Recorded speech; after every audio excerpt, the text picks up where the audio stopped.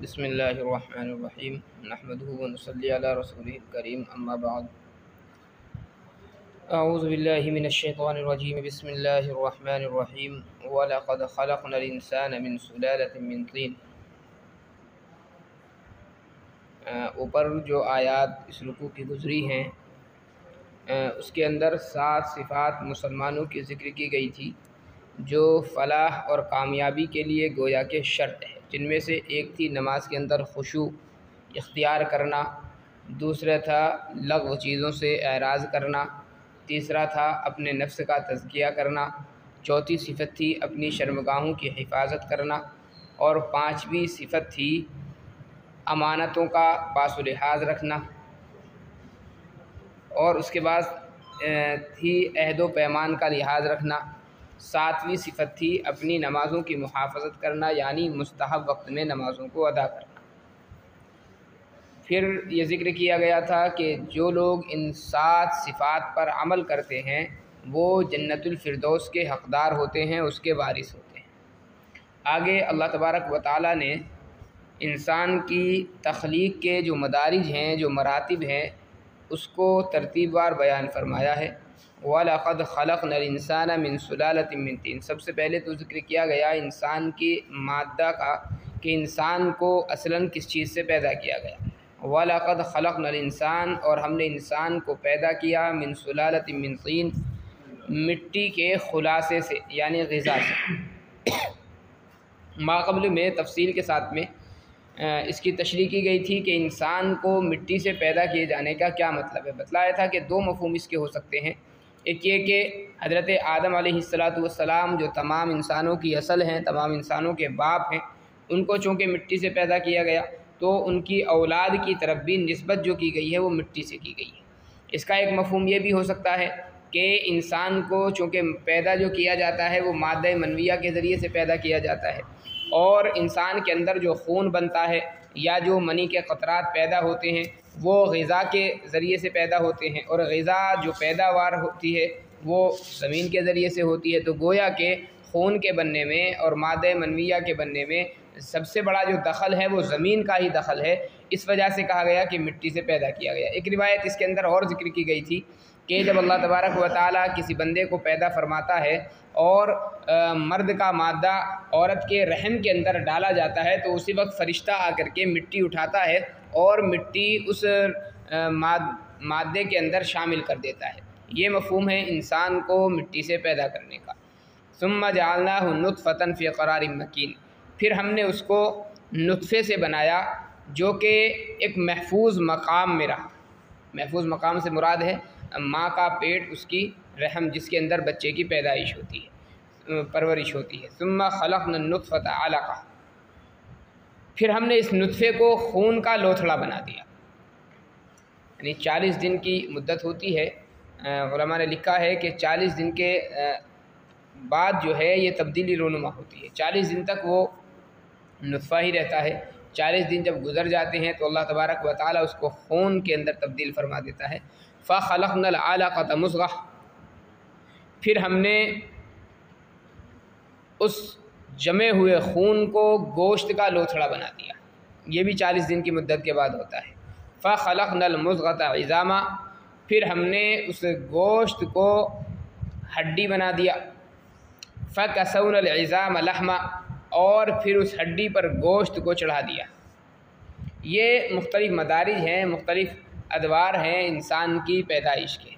ثم انشأناہ خلقا آخر، پھر ہم نے اس کو دوبارہ پیدا کیا۔ دوبارہ پیدا کرنے سے مراد یہاں پر یہ نہیں ہے کہ دوبارہ اس کی تخلیق کی گئی ہے، بلکہ مطلب یہ ہے کہ دوسری طرح ہم نے اس کو مخلوق بنا دیا، یعنی روح اس کے اندر پھونک دی گئی۔ تو چونکہ روح کا جو پھونکنا ہے یہ مستقل ایک الگ عمل تھا، اس لیے اللہ نے اس کو خلقاً آخر کہا کہ دوسری ہی طریقے سے ہم نے اس کو ایک مخلوق بنا دیا۔ فتبارک اللہ احسن الخالقین، بابرکت ہے اللہ کی ذات، یا کتنی بڑی شان ہے اللہ کی، احسن الخالقین، جو تمام پیدا کرنے والوں میں، تمام صناعوں میں سب سے اچھا پیدا کرنے والا ہے۔ یہاں پر اعتراض ہو سکتا ہے کہ پیدا کرنا تو اللہ کا ہی کام ہے، صرف تو بہت سارے پیدا کرنے والے کیسے ہو سکتے ہیں؟ تو خالق کا جو لفظ ہے یہ دو معنی میں استعمال ہوتا ہے عربی کے اندر۔ ایک استعمال ہوتا ہے کسی بھی چیز کو بغیر مادے کے اور بغیر نمونے کے پیدا کرنا، یہ کام جو ہے صرف اللہ تبارک و تعالیٰ کا کام ہے، اور ظاہر ہے اس کے علاوہ کوئی اور انسان جو ہے اس طرح کی تخلیق نہیں کر سکتا۔ ایک خالق کا معنی ہوتا ہے صناع، یعنی کسی بھی چیز کا مادہ پہلے سے موجود ہو اور اس مادے کو مختلف شکلوں میں ڈھال دیا جائے، یہ اللہ تبارک و تعالیٰ نے جو ہنر عطا فرمایا انسانوں کو عطا فرمایا ہے۔ مثال کے طور پر لوہا ہوتا ہے، اب لوہا جو ہے ڈھیلے کی شکل میں موجود ہے، اینٹ کی شکل میں موجود ہے، اور انسان اس کو پھر کوٹ کر کے، اس کو گرم کر کے، اس کو تپا کر کے مختلف شکلیں اس کی بنا دیتا ہے، مختلف چیزیں اس کو بنا دیتا ہے، تو اس کو بھی خالق کہا جاتا ہے۔ اس کو عربی کے اندر ایک لفظ اس کے لیے صانع کا استعمال ہوتا ہے۔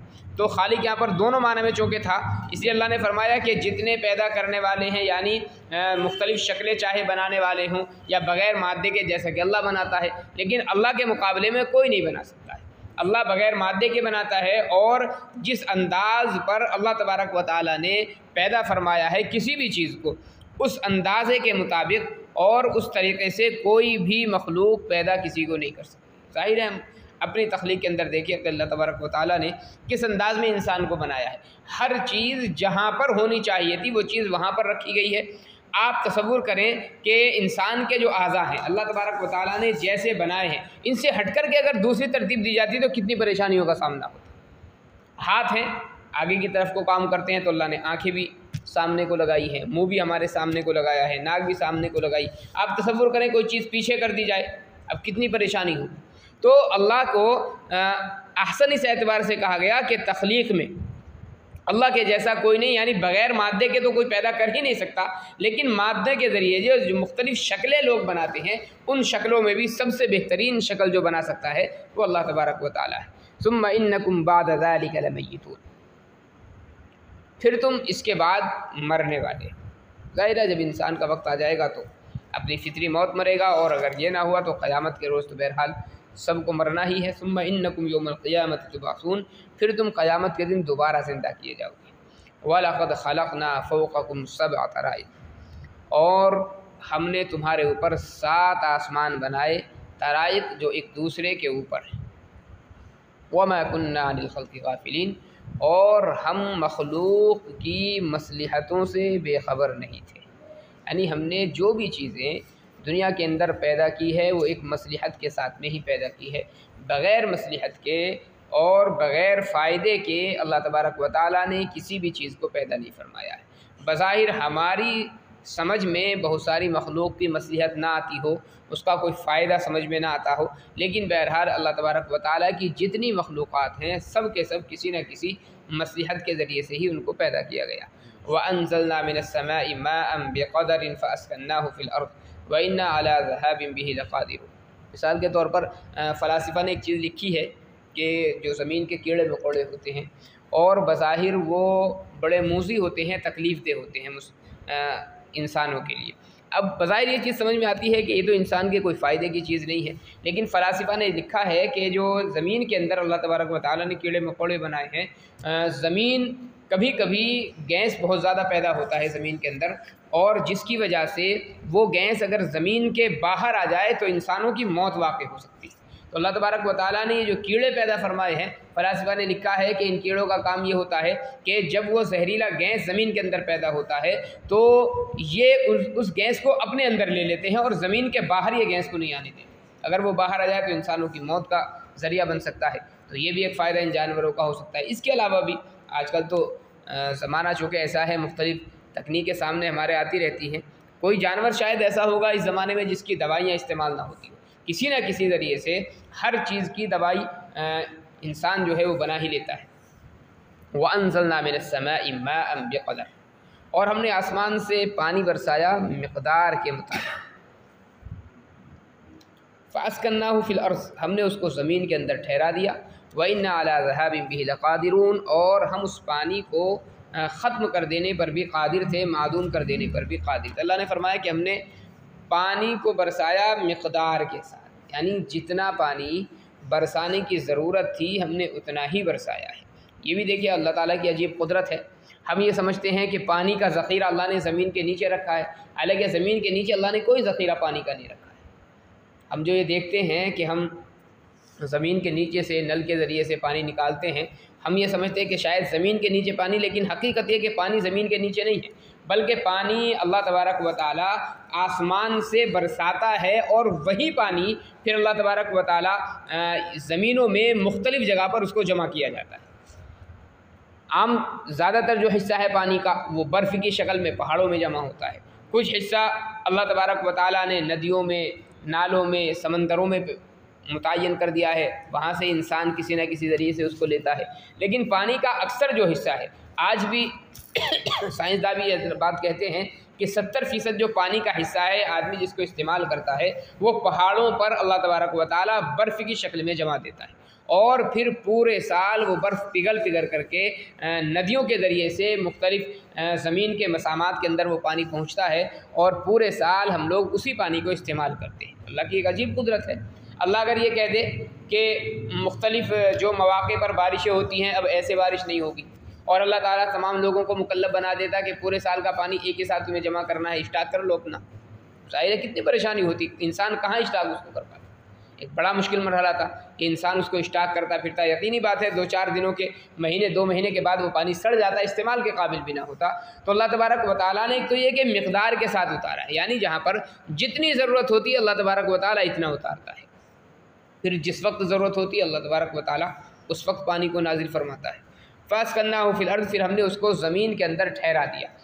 وَإِنَّا عَلَىٰ ذَهَابٍ بِهِ لَقَادِرُونَ، اور ہم اس پانی کو معدوم کر دینے پر بھی، لے جانے پر بھی قادر ہیں۔ فَأَنشَأْنَا لَكُم بِهِ جَنَّاتٍ مِّن نَخِيلٍ وَأَعْنَابٍ، پھر ہم نے اس پانی کے ذریعے سے تمہارے لیے باغات پیدا کیے، کھجوروں کے اور انگوروں کے۔ قرآن کریم میں آپ دیکھیں گے عام طور پر باغ کا جہاں پر تذکرہ آتا ہے تو یہی 2 لفظ استعمال زیادہ ہوتے ہیں، کھجور کا باغ اور انگوروں کا باغ۔ باغات تو بہت سارے ہیں، لیکن ظاہر ہم جانتے ہیں کہ عرب کے یہاں کوئی آم اور یہ امرود اور یہ چیزیں ہوتی ہی نہیں۔ اب اگر ان چیزوں کا تذکرہ ان کے سامنے کیا جاتا تو وہ کیا سمجھ پاتے کیا چیز ہے، تو اس لیے اللہ تبارک و تعالیٰ نے خاص طور پر ان چیزوں کا ذکر فرمایا جو ان کے یہاں پیداوار تھی۔ انگوروں کی پیداوار کثرت سے تھی اور کھجوروں کی پیداوار کثرت سے تھی، اس لیے عام طور پر انہی دونوں چیزوں کا تذکرہ کیا گیا ہے۔ مقصد یہ نہیں ہے صرف کہ اللہ نے انہی دونوں چیزوں کے پیدا کیا، نہیں، مختلف انسان کے استعمال کی جو چیزیں ہیں اللہ نے ساری پیدا فرمائی ہے۔ ہاں عرب کے جو ماحول تھا اس کا لحاظ کر کے کہیں کہیں پر آیاتوں کو استعمال کیا گیا ہے۔ لَكُمْ فِيهَا فَوَاكِهُ كَثِيرَةٌ، تمہارے لیے ان باغات میں بہت سے فروٹ ہیں، وَمِنْهَا تَأْكُلُونَ، جن میں سے تم کھاتے بھی ہو، وَشَجَرَةً تَخْرُجُ مِنْ طُورِ سِينَاءَ، اور اسی پانی سے اللہ نے ایک درخت اگایا، تخرج من طور سینا، جو طور سینا سے نکلتا ہے، سینا پہاڑ سے نکلتا ہے۔ سینا جو ہے یہ اس وادی کا نام ہے پوری کا جس میں کوہ طور جو ہے، طور جو پہاڑ ہے، حضرت موسیٰ علیہ السلام کو جس پر اللہ تبارک و تعالیٰ کی تجلی ہوئی تھی، تو وہ جو پہاڑ ہے اس کا جو علاقہ ہے پورا اس کو سینا کہا گیا ہے۔ یہ درخت کون سا ہے؟ زیتون کا درخت ہے۔ تنبت بالدہن، جو تیل کے لیے اگتا ہے، وصبغ للآکلین، اور کھانے والوں کے لیے سالن بھی لیے ہوئے ہیں۔ مطلب یہ کہ تیل اس میں سے نکلتا ہے، اور زیتون کا جو پھل ہوتا ہے وہ بھی استعمال میں لایا جاتا ہے، اور اس کا تیل نکال کر کے سالن کے طور پر بھی لوگ اس کو استعمال کرتے ہیں۔ وَإِنَّ لَكُمْ فِي الْأَنْعَامِ لَعِبْرَةً، تمہارے لیے چوپاؤں کے اندر، جانوروں کے اندر بھی عبرت کا سامان ہے۔ نُسْقِيكُم مِّمَّا فِي بُطُونِهَا، ہم تم کو سیراب کرتے ہیں اس چیز سے جو ان کے پیٹ کے اندر ہے، دودھ۔ وَلَكُمْ فِيهَا مَنَافِعُ كَثِيرَةٌ، اور ان جانوروں میں تمہارے لیے بہت سے منافع ہیں۔ دوسری جگہ پر ان منافع کا ذکر بھی کیا گیا ہے کہ کچھ جانور ایسے ہیں سردیوں کے اندر جن کی کھال سے یا جن کے بال سے تم کپڑے بناتے ہو، اپنے لباس بناتے ہو، اور سردی اور گرمی سے وہ لباس تم کو بچاتے ہیں۔